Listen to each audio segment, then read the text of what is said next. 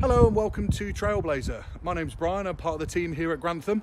Just about to take you on a walk around virtual working handover of the long wheelbase Noah camper that we currently hire out to our customers.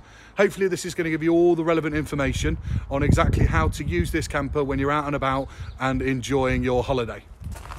So at the rear of the camper, you've got various bits and bobs and amenities. Inside this box here, you've got your electric hookup cable and other items which we will list for you and tell you exactly what you get with the camper should you decide to make a booking with us. You've got a kettle there as well.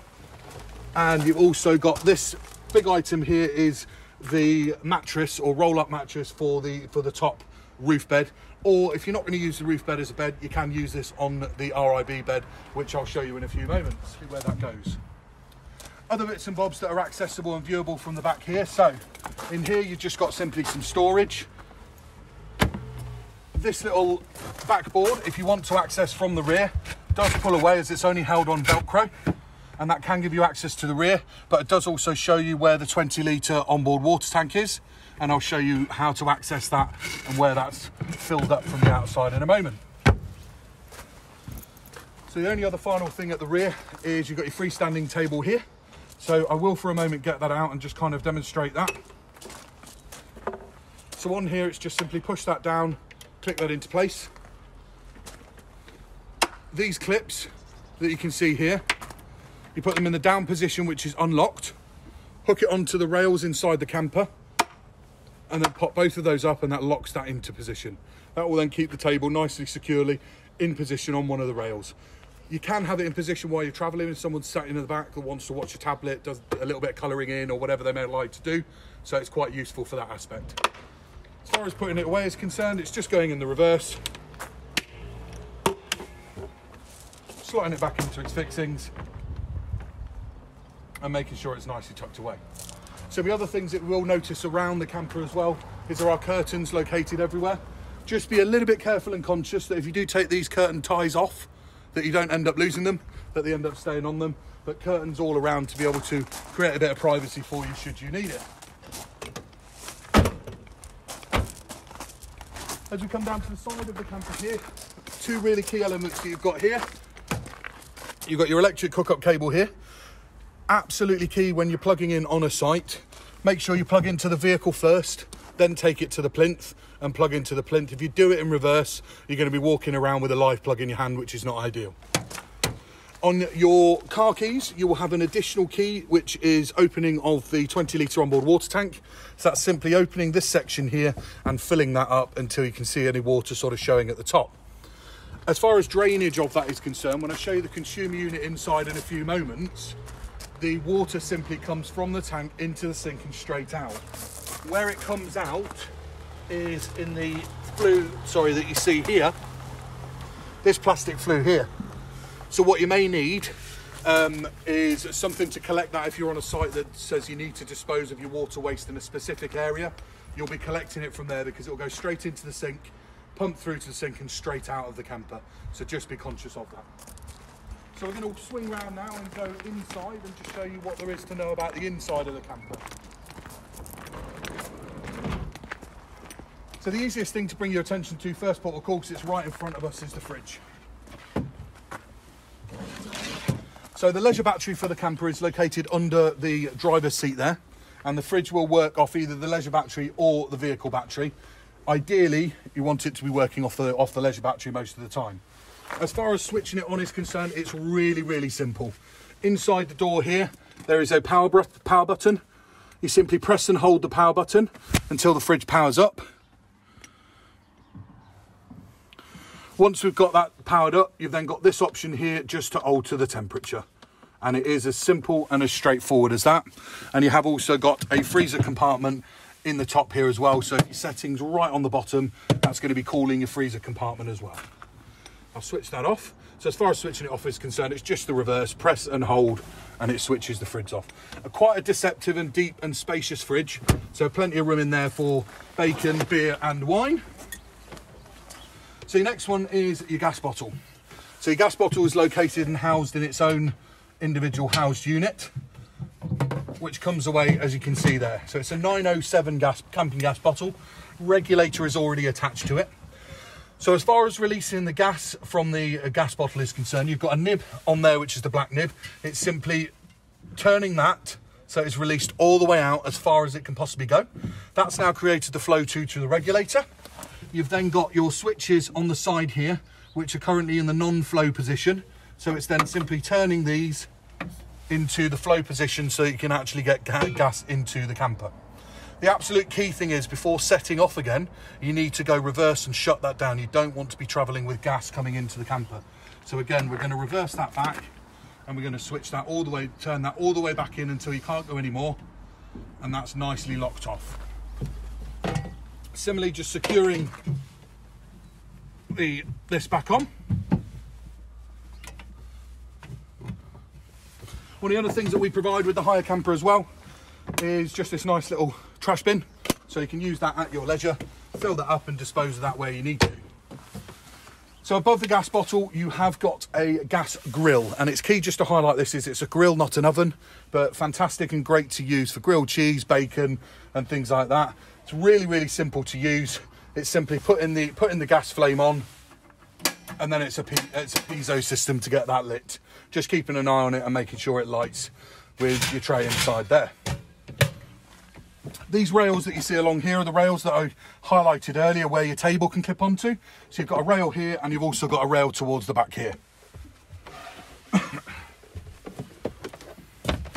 On top here we've got 2 gas hob burners, and also we've got a full working sink. Your gas hob burner, you've got your 2 pressure switches here. It is just simply a case of pushing that down, and again it's a piezo that you can see clicking and lighting there until your gas is lit. Sink is very self-explanatory. So the consumer unit for the camper is located at the back here. So I'm going to talk you through that now and kind of build that in conjunction with the sink area. So the first thing that you're always going to do with the consumer unit is you're going to turn the power on. 2 key symbols you've got here. You've got a leisure battery and you've got vehicle battery. If you ever want to see the condition of it, if you press one of those, it lights up these lights here, and ideally you want to be seeing at least one light in the green section, if not both, and you can then teeter between leisure and vehicle. But what selection you have on here is where you're drawing your power from, should you now start to turn the water pump on, the lighting on, or anything like that. The key thing is making sure that you're on your leisure battery when you're doing your water and your lighting, because you don't want to drain the vehicle battery, and ensuring ideally that you're on electric hookup and not let the leisure battery deplete. So as far as the water pump is concerned, if you filled up the onboard water tank, it's just pressing the water pump symbol there so that lights up, engaging the tap, and then just simply turning it on, and your water will flow into the camper. You've got 2 key things here in self-explanatory, a plug. But what this wonderful device here is, in the end here, you can get limescale build-up and things like that. This enables you to remove that and to give it a good clean before you're popping it back into place. The other side of things, so that's the consumer unit. Under here we've got then the control panel for the Webasto heating. So you simply power that on, and once you've got that powered on, you've got settings that you can go between as far as temperature is concerned.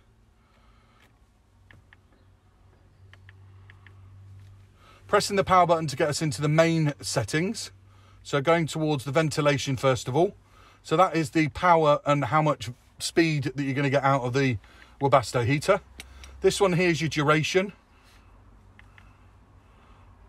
And then here is your overall temperature. And then the final one is going into settings, which has got some complex things inside the settings. But the key thing I would absolutely advise you to do is read the manual. Read the manual. It's very self-explanatory. The quick start, easy start guide to get you heated and get you nice and warm when you're out and about. So what you're looking for is, you can see there I've gone to the max section, which has now given us a blue light. What that will now do is that will then engage and start the Webasto heater. You probably can't hear it, but there is a slight noise now coming from the Webasto heater, which tells us that it's pumping heat out and it's working exactly as we want it to do. As far as then powering it down is concerned, just press the button until we come back to the white. And once you're back onto the white, this screen over either 20, 30 seconds or whatever it's been set to do will time out. And that's it, that's the heating off. The heating runs on the diesel, but it has got an auto cut-off switch, so it will cut itself off if you haven't got sufficient diesel in the vehicle as far as heating is concerned.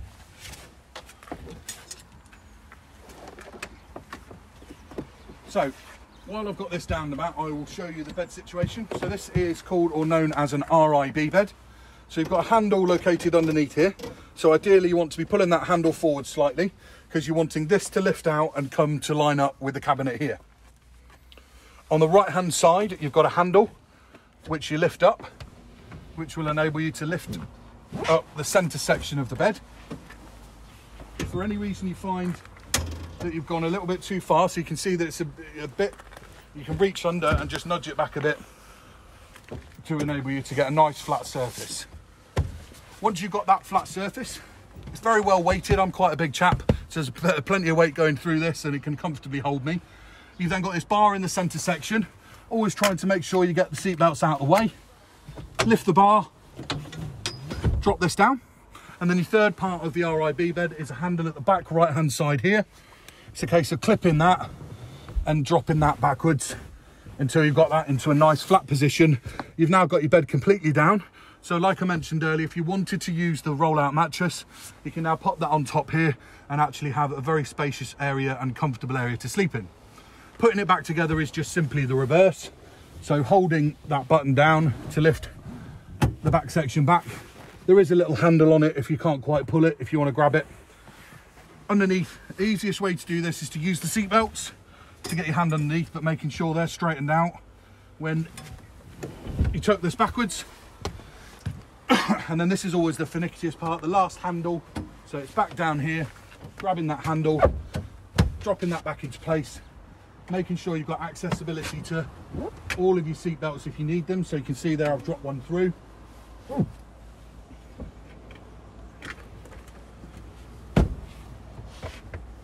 And then under here, pushing it back.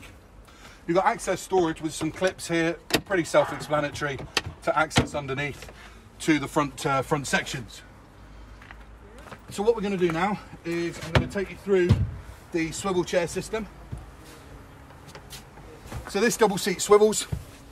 So you can see here you've got two turn knobs here for you to swivel round.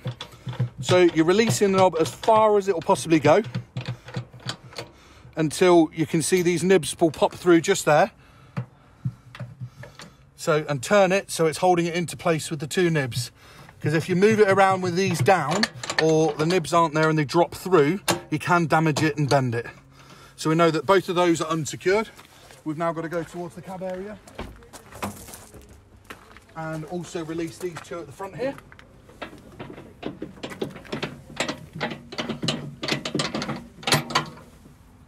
So again, making sure we're pulling those nibs all the way forwards and through and turning them.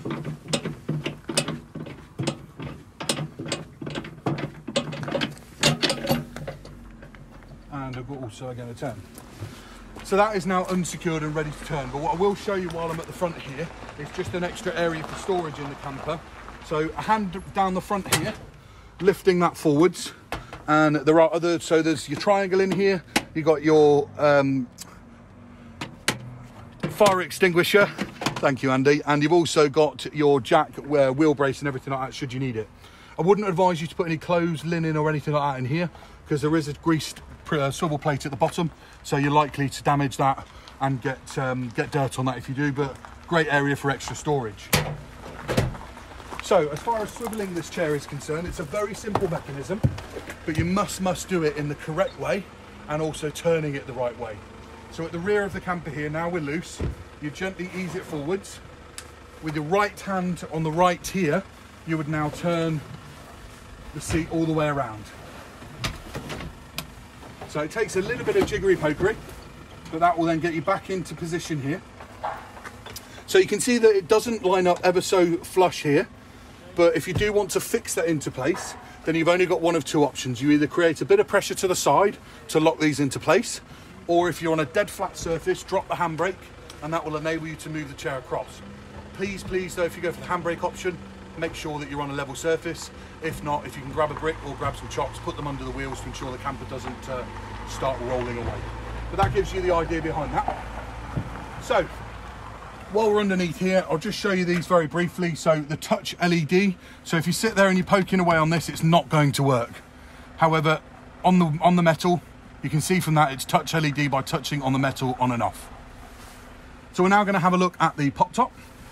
So the pop top's secured into place with these two ratchets here. So it's really simple just to push that in and release it. My best advice to you is to pull that through, just again to save not losing these clips, because they're quite vital in keeping the pop top down. Putting that through there and leaving it on the top hook. Exactly the same on this side. And again, leaving it on the top hook. Now, personal preference as to how you want to now push this up. Some people like to use the shoulders. I myself just like to give it a little bit of a nudge and let the gas struts do the work. So the gas struts will move that pop top up comfortably and put it into the relevant position. As far as what you've got at the top here then, so that mattress in the back was actually an additional mattress because you have got another one here. Also down the back there that the camera's pointing towards, you've got a clip. So where you're sleeping, you can unhook that, but at the point you want to put the camper down, that must be clipped back into place, because that enables to pull the canvas away from the edge of the scissor action towards the back, and it stops it potentially from tearing and gripping into it, causing a hole. This bed system is really simple, again on gas struts, so if you want it up and out the way, just give it a little nudge and just let the gas do the work. This additional board that I mentioned earlier is just to give you additional support at the front here. So that sits there. This then comes down.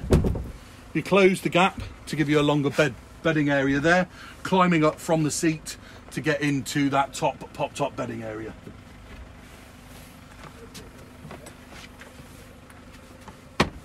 Just drop that back down there a sec. So other little bits and bobs that you've got up here.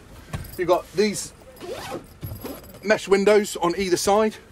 If you want to undo it all the way and then roll it down, you've got these poppers that you can hook it together and tuck it away nice and neatly. And you have got a plastic window at the front, so plenty of viewing from the plastic area. And again, you can roll that up and tuck that away should you wish. We've got a little switch on the side here, which is just to turn these two up lighters, just to again give some further lighting and mood lighting at the front of the camper. So this is where the absolute key comes in putting this pop top down safely. So always take the bed down first. So you've got the pop bed secured into position. Personal preference whether you want to face forwards or face backwards. In the long wheelbase, I prefer to face backwards. So it's now grabbing the two handles, making sure that what we highlighted earlier, that clip is back in place. And then it's gently pulling the pop top down until we find a point where it's not going to release. It's then pulling the canvas in all the way around, so you're pulling it away from the edges, so there's no chance of the material sticking out. And then you can gently ease it down. This will now give you the opportunity just to tidy up a little bit without the pop top popping all the way back up again. So it is just a case of just titivating and just tidying up and tucking it away. So once we've got it all tucked away, you're back towards these straps. And these straps are what's going to secure it into position. And don't worry about being a little bit forceful with these straps to create a nice tight seal. So it's re-releasing them, putting it back through again, ensuring that you're keeping ideally this forwards.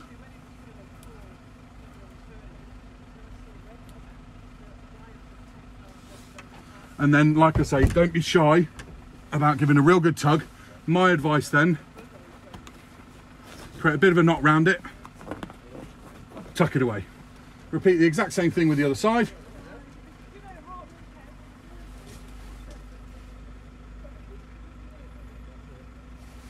And again, give it a real good tug. And then tuck that away. Obviously, before setting off and travelling away, you want to ensure that your swivel seat is back in the same position. So it's making sure, again, you're creating the exact reverse. So pushing it back and sliding it back on the exact reverse that you took it out on. And then this time around, it will line up very, very nicely and enable you to tuck these back down and lock these back into place. You might have to jiggle it a bit because sometimes it just cross threads slightly. So you just want to make sure that's nice and secure and in place on both sides.